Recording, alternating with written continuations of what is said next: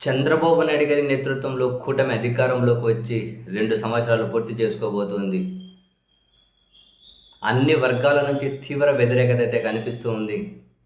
ఇప్పుడు ఉద్యోగులు కూడా వన్ బై వన్ దాదాపు అందరూ రోడ్ల మీదకొచ్చే పరిస్థితి.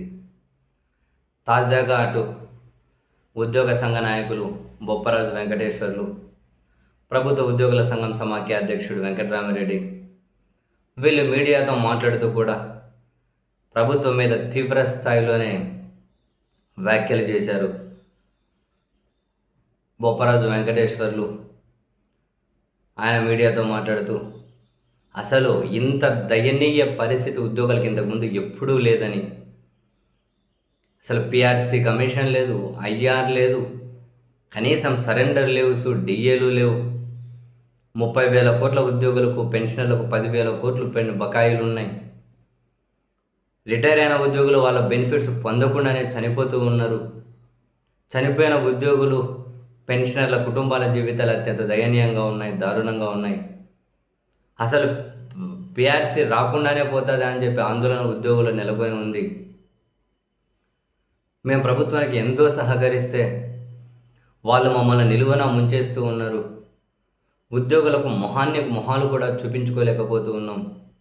మీకు చేత కాకపోతే ఉద్యోగ సంఘ నాయకులకు ఎందుకు మీరు తప్పుకోండి అంటూ ఉన్నారు. ప్రభుత్వం కనుక తక్షణం స్పందించి ఐఆర్ ఇచ్చి పిఆర్సీ కమిషన్ వేసి డిఏలు కనుక చెల్లించకపోతే తీవ్రమైనటువంటి ఉద్యమాలకు మేము ఖచ్చితంగా దిగుతాం, అది కూడా వెరీ సూన్. ఈ ఉగాది వరకు ప్రభుత్వానికి టైం ఇస్తున్నాము అని చెప్పి ప్రకటించారు. మరోవైపు ప్రభుత్వ ఉద్యోగుల సమాఖ్య అధ్యక్షుడు వెంకటరామిరెడ్డి గారు కూడా మీడియాతో మాట్లాడుతూ ఈ ఉద్యోగులకు ఈ ఉగాదిలోపు కనుక వాళ్ళకి రావాల్సినటువంటి కనీస బెనిఫిట్స్ కూడా తీర్చకపోతే, ఐఆర్ ప్రకటించకపోతే, డిఏలు చెల్లించకపోతే మొదట నిరసన కార్యక్రమాలు చేపడతాం. అది అనంతపురం నుంచి మొదలెడతాం.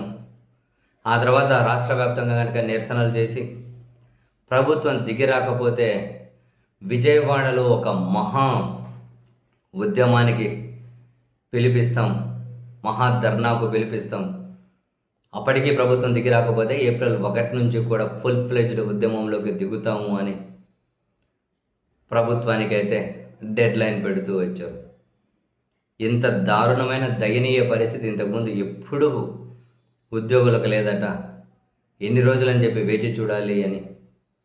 సో మొత్తం మీద ఉద్యోగ సంఘ నాయకులు అయితే తీవ్ర గరంగరంగా ఉన్నారు. ఉద్యోగుల అసంతృప్తి అయితే కట్టలు దించుకునే పరిస్థితి స్పష్టంగానే కనిపిస్తూ ఉంది.